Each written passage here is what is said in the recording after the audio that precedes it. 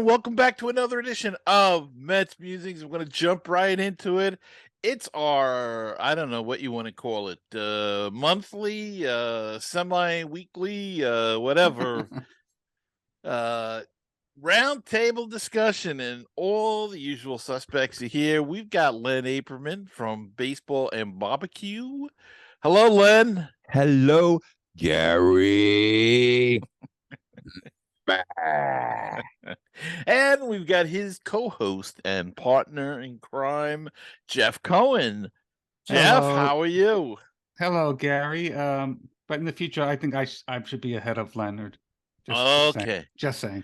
All right. Next time we'll have you ahead, alphabetical order. And Okay. last but certainly not least, my former co-host and Mets guru extraordinaire, Barry Newman. Barry, how are you?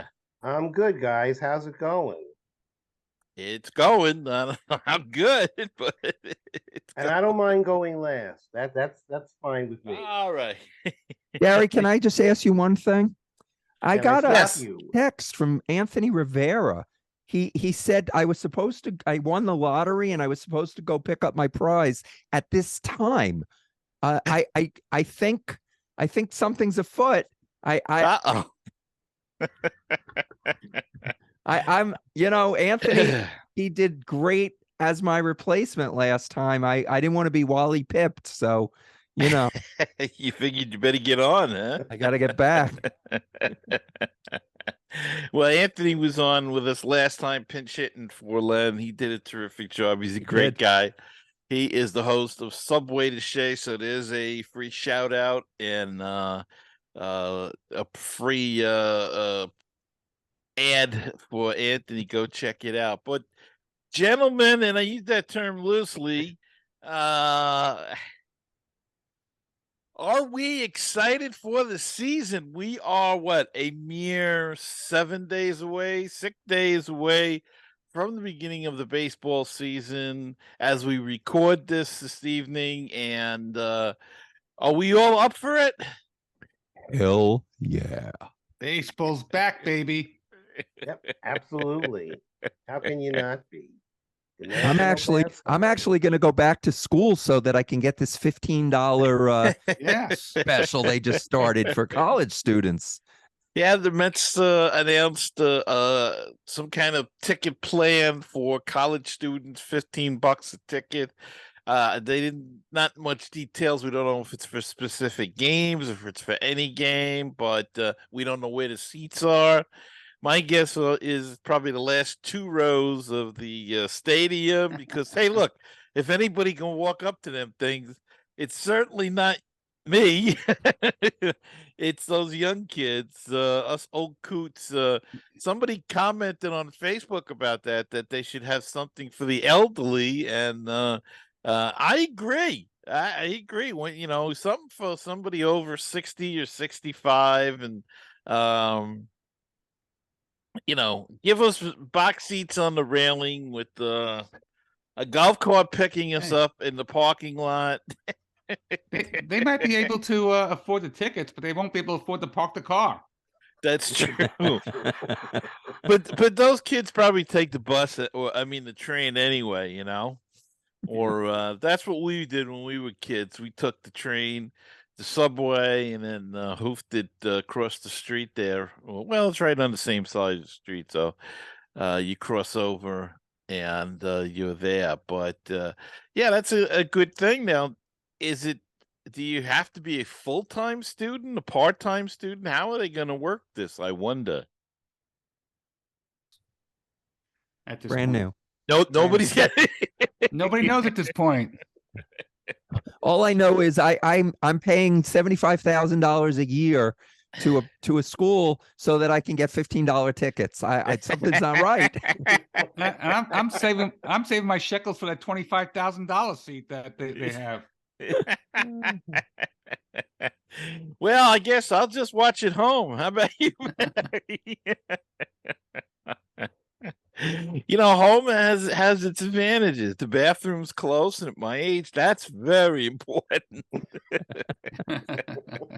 And your wife's a great cook, so you don't need. There you go. Food. It's You just right. right? I don't have to spend money on food. I can just walk 10 feet to the kitchen and then, 5 feet to the bathroom and what more could you want? Plus they announce. You're not sitting there going, what happened? What happened? Unless the So, dog gets to the food first. well, that's true. And if and he's barking throughout the game because he doesn't like the other team, but that's okay. All right, we had some baseball, and how about that WBC? You guys enjoy that at all? I was more into it than Len. I mean, I thought it was pretty good baseball. I was really, especially the early rounds. I mean, watching Australia win and the Czech Republic. I mean, that was fun. It was fun. Yeah, I agree. Yeah, I watched some of the early round games, and then once I kind of lost it after Edwin Diaz got hurt. I kind of all the interest in it kind of went out, and I got to admit, I was rooting against the U.S. a couple of times because I was hoping that the boys would come back. Then, if they got eliminated against who was it, Venezuela, I figure, well, that's good. At least we'll get Alonso and Ottavino and McNeil back in one piece, and because then once I went to the finals, I rooted for them, but. Yeah, Well, it was I pretty good baseball. What do you guys think, Len, Barry? Go ahead, Barry. I I surprised myself as much as I got into this, and my interest just got stronger as the games got more important. And I was really surprised that I enjoyed it. Obviously, like Gary said, the injury to Edwin Diaz really was a brutal thing to see and a brutal thing to watch. And of course, it hampered my interest in the World Baseball Classic. But to put this on the World Baseball Classic is so many people on social media, especially Met fans, that excuse me, is really unfair. I mean, an injury like that, I'm surprised that doesn't happen more with all these celebrations because you see them in the regular season too. I mean, these are athletes, they're full of adrenaline, they get excited, they're mostly 20 something, still young men. They get excited, and it's hard to contain that. It's very unfortunate that Edwin Diaz got so badly hurt, and of course is now out for the season, is going to put a major hole in that Mets bullpen. But to say shut it down, as it's just regardless of what we think, it's not happening. You just have to look at what the ratings were, especially in parts of the world not named the United States, and you'll see how popular this has become, and it's still growing. And as one of the American players said, I forget which one it was, it could have been Goldschmidt, maybe Nolan Arenado, whoever it was, they said as this as this thing gets bigger and grows, more American players are going to want to play in it, and it gets them out of spring training. And there's no better time to play it. This certainly not going to play it in November, which originally was my thought, and I completely did a 180 on this because even the players on the worst teams by then are exhausted. There's no way you're going to get them to play what amounts to still exhibition baseball in November. I suppose you could do it in July, but the more I thought about that, even that wouldn't work because just think about it. If this injury had happened as bad as it was happening in March, what if it happened in July in the World Baseball Classic when the Mets hypothetically are just cruising and on their way to a 1986 like season? If an injury like that happened, and not just to say Diaz, but to anybody, you could multiply the anger of fans by infinity. It would be worse than what it was with this. It's just unfortunate that an injury like this happened in the World Baseball Classic, but injuries happen all the time. And just think about Duerna Sanchez injury because he was hungry in the middle of the night and took a cab to look for Cuban food. the Mets probably win the pennant in 2006 if Dwayne Sanchez is pitching in those crucial late inning games in the playoffs against the Cardinals.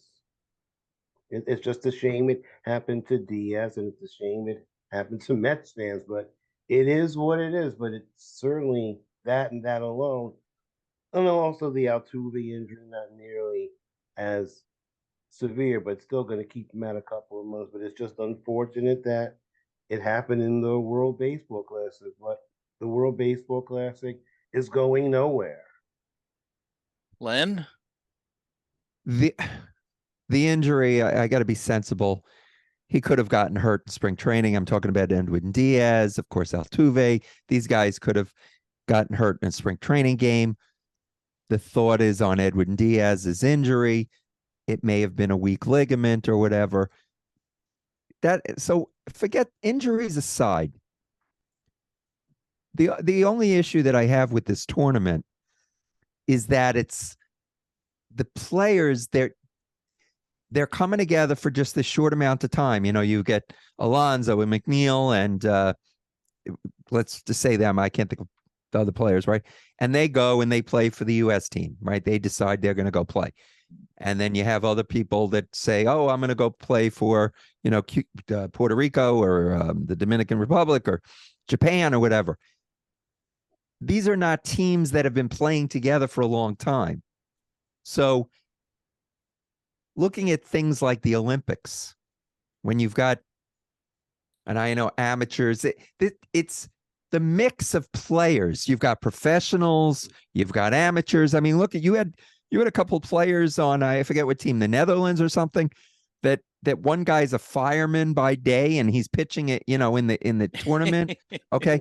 And that's very cool. But at the same time, and then the next thing, he's up against a guy who's a major league, you know, player.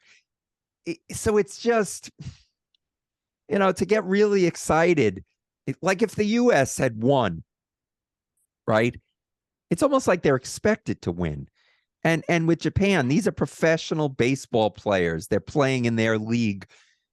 So they need to, as far as I'm concerned, if they're really making this tournament that it's supposed to be, you know, it's kind of, you're just throwing it all together.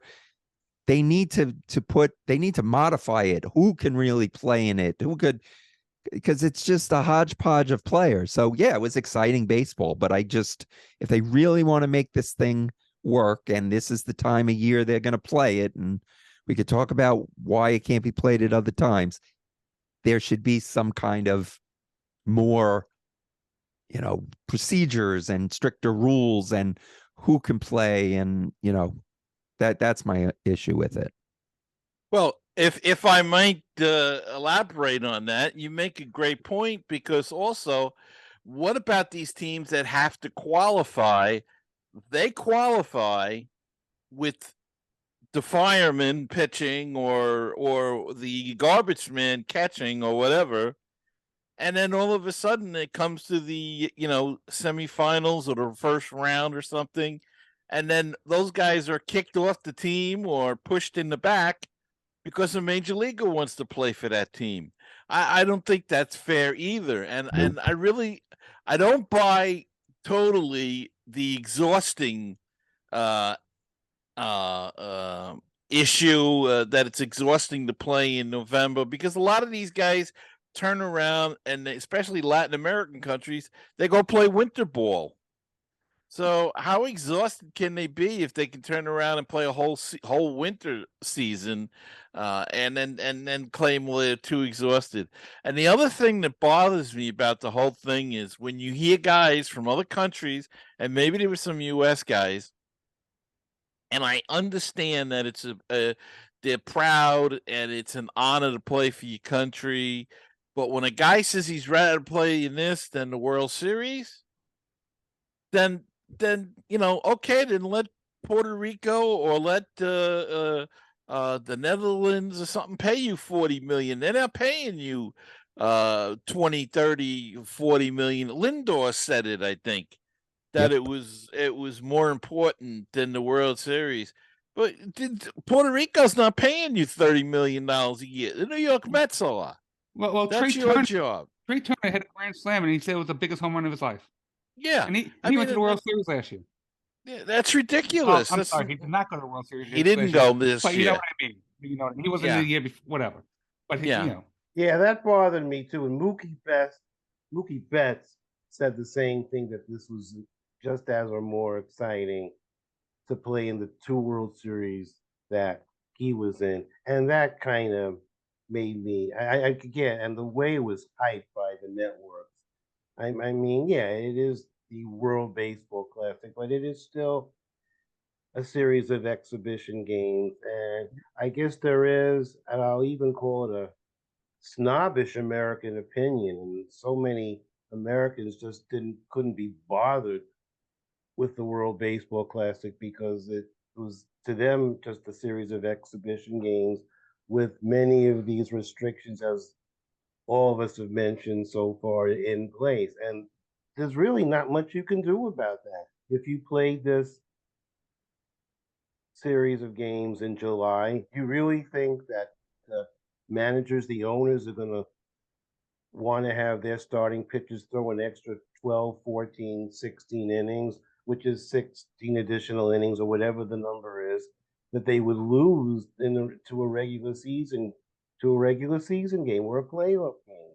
There's no way to make this perfect. There's no way to make this even good. But yeah, Gary, I'm going to double down on what you said, and Jeff, I think, and me, and Len, you too, about these guys talking about these games as if they were of equal or more importance than winning the World Series. I did have a problem with that, but I still recognize that this is a very popular tournament pretty much everywhere outside of the United States. You saw the reaction of Otani when he got that last out, striking out his teammate Mike Trout. And I have to just throw one thing in there because I thought this was very clever. You never know from season to season, but I saw a posting on Facebook. There was either it was to Otani, Trout, or the both of them, and they said it's a shame that after the World Baseball Classic is over,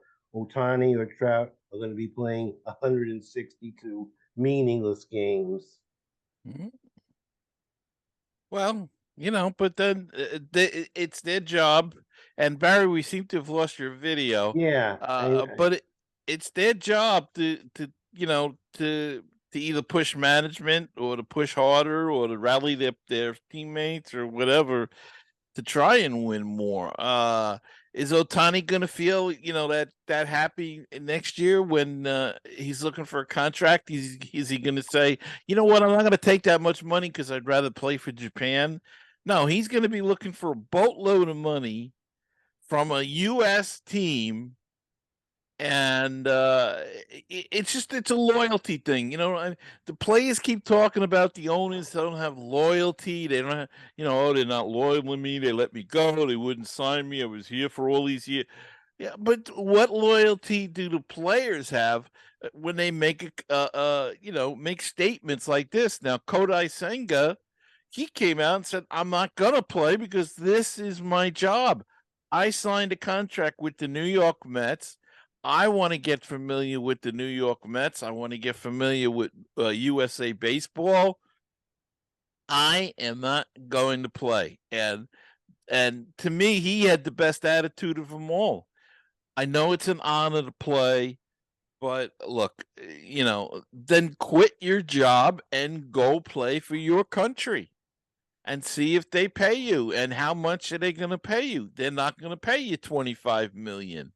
And that's where you point to the Edwin Diaz, and I know injuries can happen anywhere. Rhys Hoskins went down today with a knee injury in a spring training game. But the fact of the matter was, Rhys Hoskins, Gavin Lux, they were actually playing in baseball activity, not celebrating. You want to make it better? Then ban these stupid celebrations because they won a game and they're moving on to another game. That was ridiculous. And that's how he got hurt. I don't care how anybody wants to spin it. He threw the pitch. He was fine.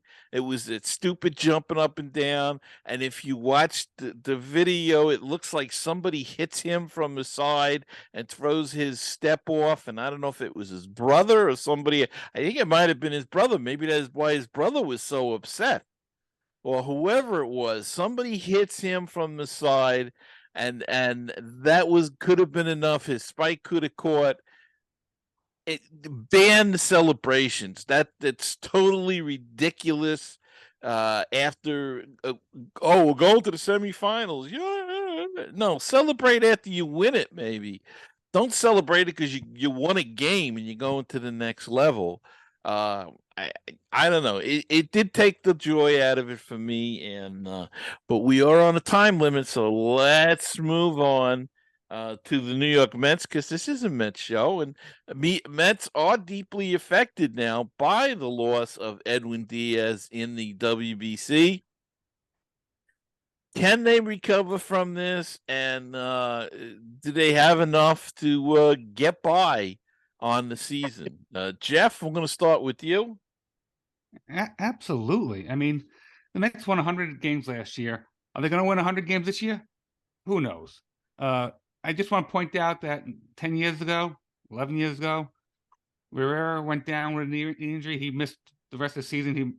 And the Yankees still won 97 games. Without the greatest reliever of all time, they still won 97 games. Did they win the World Series? Not that year, no. But they made the playoffs, and that's all you got to do now. Thank you for bringing that up, because Mets don't have to win 100 games. They don't have to win 95 games. We've just proved that the Phillies won 86 games, and they went to the World Series. And they can finish in third place. They just have to get into the playoffs. That's all they need to do now. They don't have to top next year. They can just do what they need to do and get into the playoffs. That's all that matters. And no, it's not. Yes, it's not. Yes, it They're is. Built to win. They need to win the World Series. Anybody wants to win. Everybody need to get to the World Series. Of course, everybody wants to get World Series, but the way to do that is get in the playoffs. You don't have to win the division. The Phillies, the last place team to get into the playoffs, went to the World Series. It's not like the old days anymore. You just have to get into the playoffs and then go on a run, just like the Phillies did. The closer is not, you know what? And in the World Series, last couple of years, you can't even name the closer. You can't. You don't know who was the closer for the Nationals, for the Dodgers, for the I don't even know who was the closer last year who won last year. The Astros. The Astros. Yes. I don't even know who the Astros. I don't even know who the closer was for the Astros. I mean, I remember when Chapman went over to the Cubs in 2016. He was supposed to be the closer. He didn't close out the World Series. John Montgomery closed out the World Series. So the closer is important, yes. Is it going to mean a drop of 20 games? No. You know, they'll lose a couple more games. They'll be fine. They have enough depth, and they'll be just fine. And who knows? You know, come the trade deadline, who knows who'll be available? Rant over. Okay, Jeff, I just want to, and I started to say it, but the Astros do have a killer bullpen, and they have an elite closer. And well, maybe not now because of the injury to Altuve, and of course losing Justin Verlander. But last year there was no question they were the best team in baseball. Will Smith closed for the Dodgers in 2020. Okay, Will Smith, and then when Atlanta won, who was the closest for Atlanta? I mean, they had and the Nationals they had bullpen problems all year. If you remember, and the Phillies too. But but they straightened them out. And the last time Boston won, Evaldi closed, I think, the seventh game out, and didn't Charlie Morton did it? Yeah, Charlie Morton did it when Houston won the seventh their first World Series championship. So I get what you're saying. It's exciting? Is it exciting for everybody to come in the game? Absolutely. It's fun. It's exciting. The other team is they know they're done. And with the shift now gone away, I'd rather have a couple of strikeouts in the ninth inning than the dribble hits that get through now without the shift. But it is what it is. They'll be fine. They might not win 101 games. Win 92. They'll get in the playoffs. No worries. There you go. Gary, is it my turn? Yes, go ahead, Len. Yes. First of all, for anybody who doesn't know, Jeff, not the biggest lover of relief pitchers. I'm just saying, you know, I mean, if there's The a greatest bias, relief pitcher got injured in 2012, and the Yankees still won 97 games. but they didn't win the World Series. Okay, but they were in the playoffs. The Mets were in the playoffs. Okay, so the Mets were in the playoffs last year. Were you satisfied? Not every team is going to win the World Series. Of course not. I wanted to win the World Series. Every team wants to win the World Series. So they But have a much better one player is not going to make the World Series. One player, is not going to make or break the World Series. Gary, But they had on my time. Len. They had Diaz last year Yeah. in the playoffs, and it really didn't help them one way or the other. So, Okay. But here's what I'm going to say. I'm not disagreeing with Jeff in the respect of that. Just because they don't have Diaz doesn't mean they're not going to make the playoffs and possibly go to the World Series. However, with the Mets, you take away Diaz, you now take players and this is how it is these days, they have roles. Now their roles change. One of these relief pitchers, whether it stays that way all season, is going to be the final closer. Okay. So it thins out your bullpen. With the Mets, with Verlander and Scherzer, those two, to depend on them to pitch a whole season where you're not going to have them come out of games early or even possibly take some time off with phantom injuries or whatever, however you want to preserve them, you are going to be relying on your bullpen more. And not only that, I'm excited about Cody Senga coming, right? But Cody Senga hasn't, in the last couple of games, he hasn't thrown his forkball. Why? Because he had this little injury. The baseball's a different shape, and he's getting used to it. We don't know what Cody Senga is going to be his first year. So the bullpen might be very important, and the fact is you thinned it out by not having Diaz. They may win 97. But they strengthened it when they signed Robertson, when they re-signed Ottavino. They have more depth this year than last year. Okay, that's fine. But Jeff, you have to admit, losing Diaz, of course, is a major, yes, blow. But you know what? They're not going to lose 20 games because of that. No. No one's saying they will. But they won 101 games, or win 91. Okay, but the one thing the Mets had over any other team in baseball, that maybe one or two other closers on Diaz's level, is just the thought of Diaz coming into the game in the ninth inning. And I made that point. The game was over. I made that point, but now it's next man up. They're not going to go. They're not going to be a losing team. Let's have to win the division. No. But what I'm not saying division. They are. But what I am saying is the psychological effect that kind of a closer has on a team. It's hard to measure, but you could just tell. And I know, Jeff, you go to enough games, and I was at that game, the one against the Dodgers when Timmy Trumpet was there live. The electricity in that ballpark was something you had to be there. Of course. I mentioned that. Coming in with the trumpets, and it's very exciting, and it's a lot of fun, but they're not going to miss the playoffs because of that. No. I'm not saying they are. They probably will. And winning the division is not that important these days. It is, but it is with the Mets. Because if they win the division, they don't have to play an extra round. They get a bye. Come on, Len. 3 games. Meanwhile, the Phillies go to the World Series. But forget last year, the Phillies go to the World Series. But it's proven that you don't need to get to win the division. The Mets have a pitching staff that needs time to rest. And if they can not play an extra playoff series, that's going to help them. Really? 3 games? 3 games. They pitched a whole season, and 3 games is going to make a difference. How about this? They could lose those but not games. They did last year. How's that? That work for you guys? They don't need to win the division. They need to win the division. No, they don't. Oh, yes, they do. No, they don't. We just proved that. And then the Phillies, the 6th best record, went to the World Series. Yes, you keep bringing up the Phillies, but the Mets went to the World Series. Mets didn't win the division, and they didn't go to. The Phillies didn't win the division and they won the World Series. Didn't they? The Phillies did not win the division. Did they go to the World Series? Yeah. The Dodgers won the division. They didn't go to the World Series.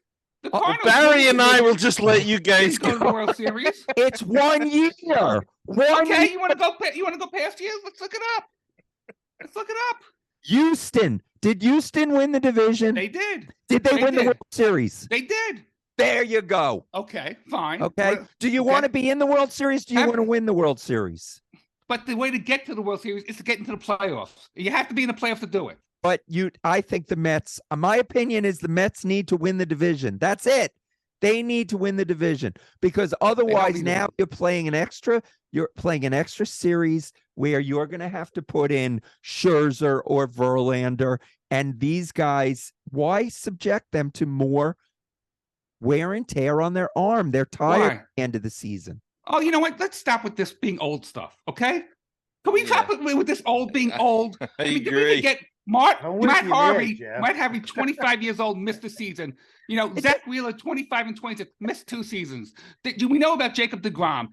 Even Matt was 26. He only started 13 games 1 year. And Noah Syndergaard, at 24, he got 7 games. Why? Because he hurt his leg. Oh, I wouldn't go into an MRI machine. And he missed the whole season. Mark the Bird Fidrich, he goes on and on. He's old. You've got two guys, Verlander and Scherzer, that are older. Let's face facts. They're old. That doesn't mean they're going to get injured. I mean, I'm not saying they are, but these guys were 20 in their mid-20s. Let's just keep mid-20s. Why they got hurt? I'm surprised Nolan Ryan ever retired. I mean, why did he retire? He probably still bring it. He can probably throw. I think he threw a first pitch, and it was something like 70 miles an hour at the age of 65. So is there anyone here that doesn't think that the Mets are going to be in a better position to get to the series and win the World Series if they win their division? Am I the only one? It's better, but it's not essential. I think that's what I didn't say it's essential, but I think it's important. It makes it better. That's what I think. It's better to win the division and have those and have one less round of playoffs to go through. But we saw last year in the National League, not in the American League, but the most important thing is however you do it is to get in. And one thing I want to add, and I hope, Gary, we preserve all these MetsMusings shows. Oh yeah. Shows, and I hope Uncle Stevie listens or watches these podcasts, because I am trying the best I can to get the picture back. But since I have been unable to do so, and of the 4 of us, I am by far the least computer savvy. Wait, Barry, newsflash. I just want to newsflash. I think I should go to. Newsflash. Yeah. Did you guys know the Phillies were in the World Series last year? Yeah, and it didn't win the division. But anyway, getting back to this, newsflash. I want to go back to college and take a course in computer technology, and so Uncle Stevie will allow me. You can get the $15 ticket for the $25. With this thing has gone off the rails. Wow. We need Anthony Rivera to come back. I just want to say the 2016 World Series, the Cubs traded for an elite closer in Chapman. He wasn't on the last pitcher on the mound. The Yankees had an elite closer for many years. He got into the Hall of Fame unanimously, they won a bunch of World Series with him. And guess what? They still won 97 games without him, and he still could. And they didn't win the World Series. They didn't win the World Series that year.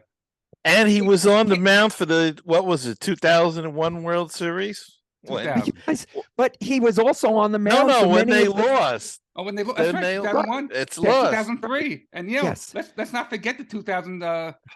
What year it was? 2000. When the Red Sox came back. No, when Cleveland beat them. 2017. He gave a home run to Sandy Alomar. You know, I remember Jesse Orosco being on the mound for a for a World Series victory. And you know what? I love Jesse Orosco. Not an elite closer. He's not in the Hall of Fame. No, he's not in And the Hall of Fame. he Not many shared the relievers he are. he shared the closing duties with Roger McDowell too. So they both were, if you want to say elite closers, they both were closing that year. Jesse did a lot of it in the playoffs, but I think that was just because of the experience, and he was hot then. He got hot in the playoffs, much like the Phillies got hot because all you have to do is make the playoffs. And Leonard, let me ask you something. Gary, they went to the Leonard, playoffs last year, the World Series. Let me ask you something Insane. else, Leonard. What did George Steiner want to do in 2017 after they lost the playoffs? What did they want to do with Rivera? What did he want to do? He wanted to send him to Siberia. Yeah, exactly. But thankfully, what's the expression? Gene Michael talked about Heads prevailed. He was still around then, and he just kind of steered the ship back to normal. All right, well, let's steer this ship back to whatever normal might be, but let's at least ship it back to the Mets. And the question then to make up is, do you score more runs? Is that something you looking to do? They'll probably check the waiver wire for relief pitchers and things like that, but in the interim, is there enough Mets offense for this team to win, whether it be the division or make the playoffs? Let's just say make the playoffs, because we don't know about divisions and who's going to get in. So the goal is really to make the playoffs. How you do that, by winning a division, or just simply by winning the wild card, getting a wild card. But is this team?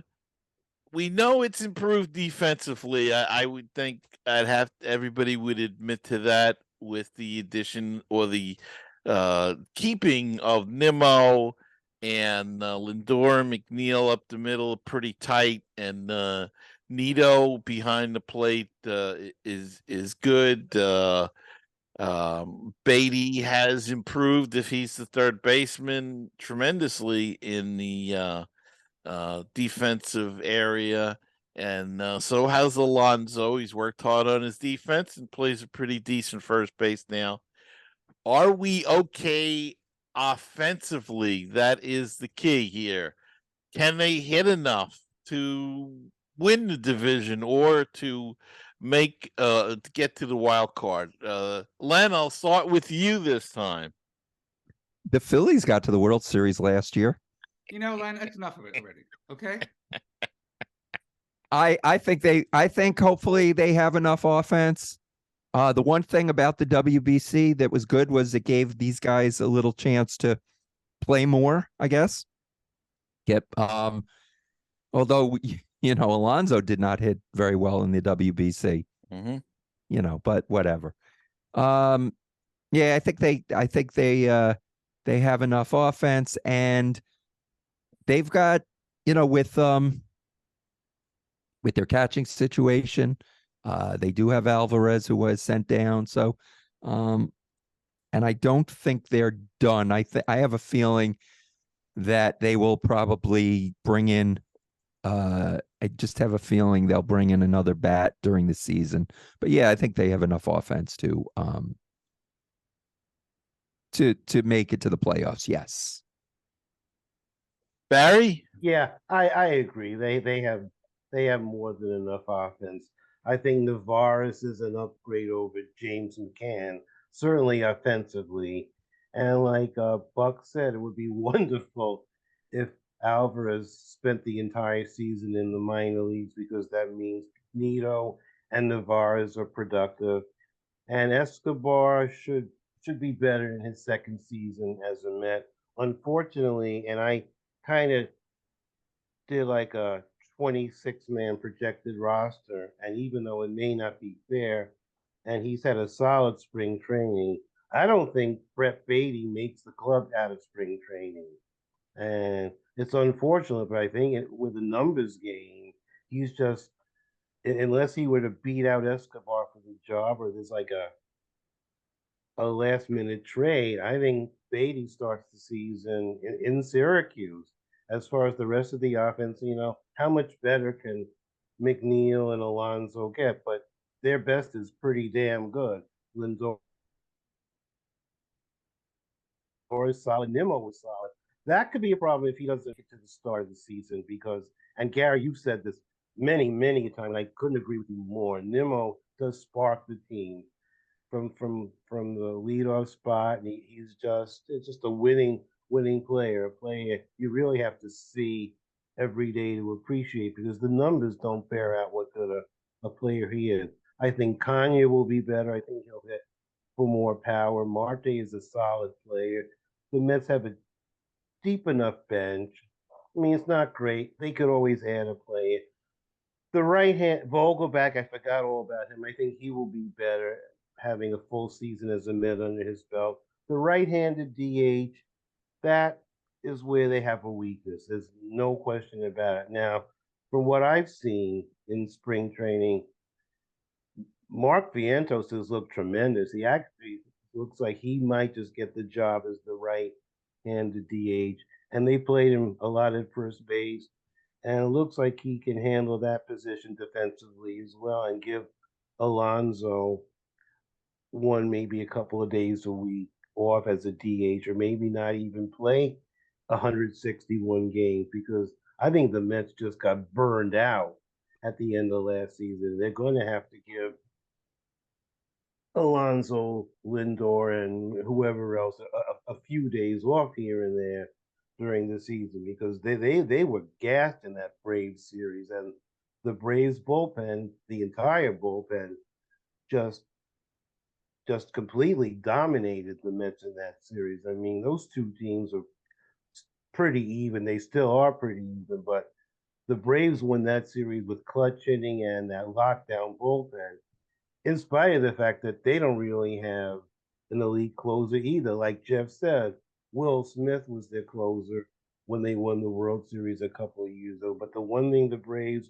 always have is a player or two that comes out of nowhere, seemingly becomes a star. And they always have 3, 4, 5 arms in the bullpen that are reliable. And the Mets, of course, lost one guy, the key guy in that pen, and so everybody has to move up a notch. Fortunately, the Mets signed David Robertson, so they should be okay in the pen. I think Drew Smith is about to emerge, and I've said this many times as an elite relief pitcher, and may even down the road be the Mets closer. And as you guys know, every year there are a half a dozen, maybe even more closers that no one ever heard of that emerge and become stars. It's just a fluid situation, changes every year. And like the original question, I think the Mets have more than enough offense and enough pitching to get to the postseason. And once you get in, however you get in, it's a crapshoot.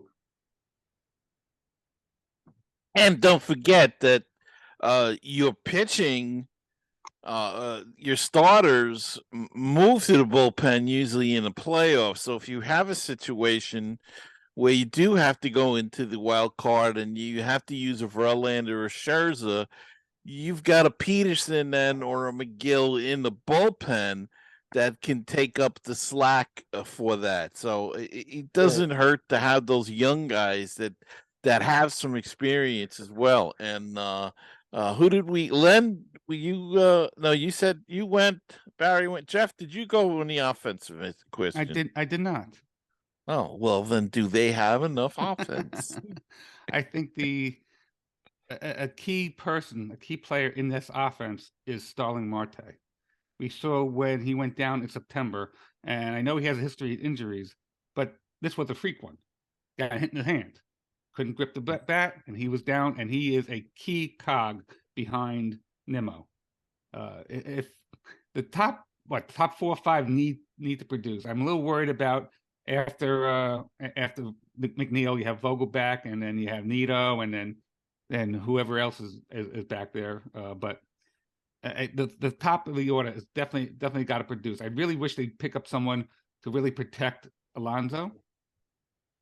But that being the case, they did score over 5 runs a game last year, which should be more than enough to win a majority of your games and to get into the playoffs.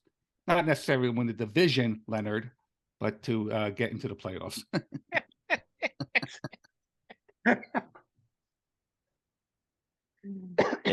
Any rebuttal? No, why would I say anything? Did somebody say something? I'm sorry. Obviously, he wasn't paying attention. Wow.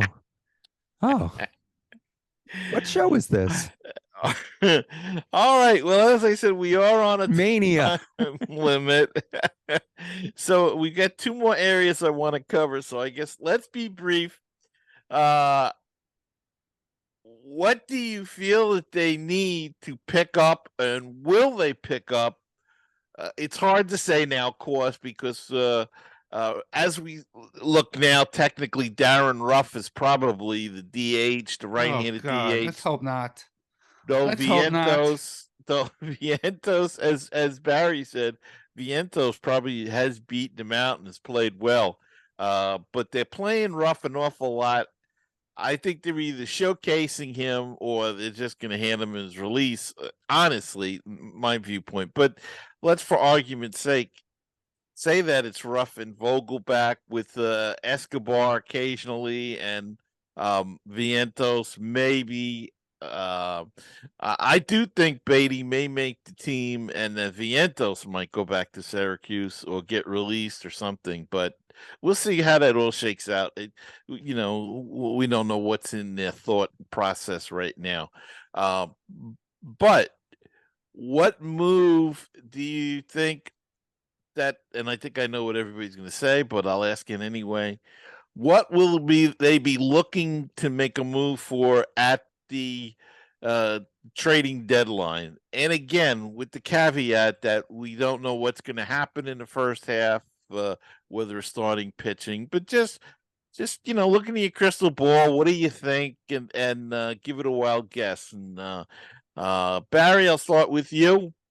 What do you think they'll try to do? Okay, definitely pitching. Another starter couldn't hurt them. I know we like the McGill-Peterson combination, but McGill has looked terrible in spring training, and his second half wasn't all that great either. And if the Mets had a little more starting pitching at the high level minor leagues, well, they kind of do. I guess they still have Lucchesi, who also hasn't looked particularly well, which is a shame because they sure could use a second lefty in the pen. And I guess if we're going to think of anything, I think that's the first thing they're going to be looking for, whether it's at the trading deadline or before that, because they really could use that second lefty. And like Len alluded to, Scherzer and Verlander are at or close to 40 years old, and more than likely one or both of them will spend some time on the IL.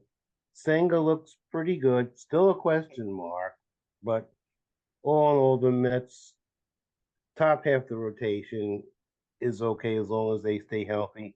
But you never have too much pitching. Peterson has looked great, but McGill, he worries me. I'm really not sure if maybe the league's caught on to Trevor McGill. I know many years ago, the Mets had a couple of pitchers that they were lights out the first half of the year, and then the league caught up to them, and they were pretty much never heard from again. I doubt that's going to happen to McGill, but he does worry me based on the way his second half last season and the spring training of this season have gone. So to answer your question, definitely another bullpen arm, preferably a lefty. And I think they probably could use another outfielder, especially if Nemo is not 100% ready to go. He played in today's game, so they must feel he's going to be ready to go. So we'll see. Len, I agree with everything that Barry said. Everything. Okay. All right then, Jeff. but I no, and definitely pitching. That's going to be it. I think that they have, when they bring up these young bats, and maybe Alvarez will come in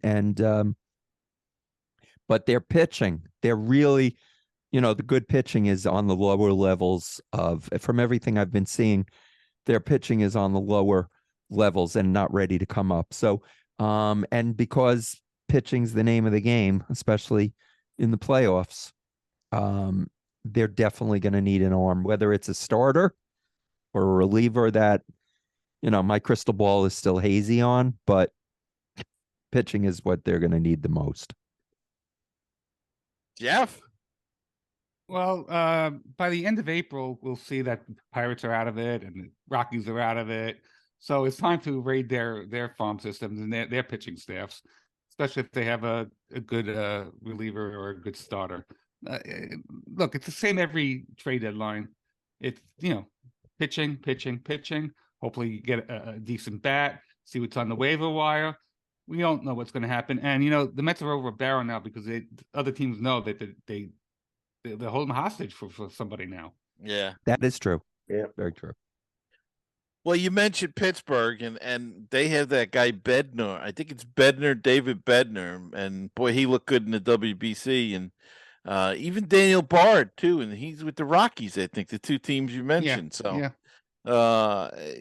There's two opportunities perhaps, and maybe that's where you move a Vientos, or someone, or even a Maurizio for something like that. If you get a guy that's controllable for a couple of years, maybe you move a guy like that. I always thought that Mauricio would be the one to be traded eventually, but he's really shown something this spring. Right. So, but he is really blocked at positions. I mean, no, he's not going to play shortstop with Lindor there. He's not going to play third base when Batty takes over. They just signed McNeil for a couple more years, so he's not going to second base unless he can learn to play the outfield. I see he's when we going. I put him in center field. I said this before. I've said it a number of times. You stick him in center field, let him play it with Syracuse every day, let him learn how to play center field, let him become an outfielder. He's got the arm, he's got the speed, and if he could come up in the next couple of years, you move Nimmo to a corner spot, and you've got yourself quite an outfield. Let's not forget, Marte's got another year or two on his contract after this. Yeah. But Canha's contract is up. Yep. So you move a guy like Maurizio to center field this year, let him play. Hopefully he adjusts. I think his bat is ready for the majors. I'm not quite sure, but I think the way he looked in spring training, and you can't always go by that, but that's all we have to go by. I think he's ready that way. You put him in center field, you move Nimmo to left field, and bang, you got a terrific outfield, I think, with Marte, Maurizio, and Nimmo. But my thoughts. All right, final question. Your predictions. How many games will this team win this year? And I hate to ask, but will they win the division or make a wild card, or what, or finish out of the running? And we'll start. Who wants to start? Don't all jump at once. Well, since Len talked, maybe Len should go first. All right, Len. Sure, why not? Listen, you know what? I'm going to keep the faith, stay optimistic, and say the Mets will win the division. Why not? You know what? You want your predictions to be correct, and if I don't predict them to win the division, then what? The whole season I've got to root for them to not win the division? I can't do that. So they're going to win the division. How many games are they going to win? Yeah. I'll go with Jeff's 97. They'll win the division, 97 wins, but it'll be the last day of the season. Okay. They will win. Barry? Well, I don't think they'll win the division, but I certainly think they'll be in the postseason based on the number of bad teams in the National League. In fact, it's kind of hard for me to see any changes in the 6 teams that made the postseason in either league, really. I mean, I tried. I did like some last minute prepping to see if I could think of anybody or any team that would break through, and I couldn't come up with even one. As far as the number of games, I think 97 is on the high side. I think the Mets even might get off to a slow start. The Diaz injury is going to hinder them, but not enough for them to miss the playoffs. Although there are going to be times this year that I think they're going to make us wonder. And of course, they're going to have more injuries, like every team does. And again, I don't know if they have the depth in the pitching, starting and relieving, to overcome a, a lot of injuries. One or two, yes, but not a slew of them. So I'll give the Mets, I'll give them 91 wins and either the first or the second wild. But I think the Mets and the Phillies will battle it out for the two wild card spots, and they'll get both. Well, they'll get two of the three. Remember, the Phillies aren't going to have Bryce Harper for half the season. I know Reese Hoskins went down today. I don't know how badly he said it looked really bad, but then I saw that it may not be as bad as they originally He was thought at walking first. on it in the Yeah, clubhouse, they said. okay. So. But to me, it looks like the same six teams in both leagues, for that matter, are going to be the teams that get to the playoffs. Then more than likely, a couple of them aren't. But as of right now, I really don't see any other teams strong enough to overtake any of them. So I'm giving the Mets, what I say, 92 wins, 91 wins. 91 in a wild card. Yeah, and a wild card. Jeff? So I don't think they'll win the pennant. Jeff? Well, Len said 97, Barry said 91. I'll split the difference. I'll go at 94. Winning 100 games is hard. It's hard. It certainly is. And they did, it's only like the third time they did it last year. Yeah. So it's very difficult to win 100 games. It's unrealistic to think they're going to win 100 games, even though they think they improved. Now, obviously, with Diaz out, they weren't going to win 100 games anyway. Even with Diaz, I don't think they were going to win 100 games. I think 94 games is fair. I think the Braves are a hell of a team. They did not digress anywhere. So they're going to be very, very tough. And I agree with Barry. I think it's going to be the same six teams making the playoffs. And the Mets division winner or wild card? No, they're wild card. I mean, I think the Braves are going to take it, unfortunately. I'm not so sure about the Braves this year, though. They've got some pitching issues with Soroka, and the other guy, his name escapes me right now. They're not. They've got some injuries, and their shortstop situation. They lost Swanson. That's going to be a big hole for them. Yeah, and but they always bring someone up, and there's someone up is always going to be a star, like this Michael Lewis. Was Michael Lewis? Yeah, they always come up with someone. Yeah. And I think they have a very capable replacement for Swanson. Otherwise, they would have worked a lot harder to sign him. Well, yeah, but now Vaughn Grissom, I think his name is. But he's getting beat out in camp by Orlando Arcia. So we'll say he's not playing as well as they hoped in camp, but they're going to be a formidable team. I'm picking the Mets to win 93 games and a wild card as well. I don't think they'll win a division. The loss of Diaz is going to hurt. But I think they can make to the playoffs, and who knows? Then it's a crapshoot. I think they have enough to possibly win the pennant and go on. Again, as with any team, it's always about health, and if they stay healthy, especially Verlander and Scherzer, if they stay healthy and get more starts than last year, and of course, I think Verlander is going to do more than DeGrom did last year. So, and when we needed DeGrom, he wasn't, he didn't come through anyway. He stunk in the last part of the season, as did Scherzer in that last series. They had it all set up. They needed to win one of three in Atlanta, and they got swept. And that was really, I think. Yes, I think they were gassed, but I think they also was just the balloon got popped in Atlanta, and I don't think they recovered from that. Once they lost and their backs were to the wall, I don't think they had enough to go anymore.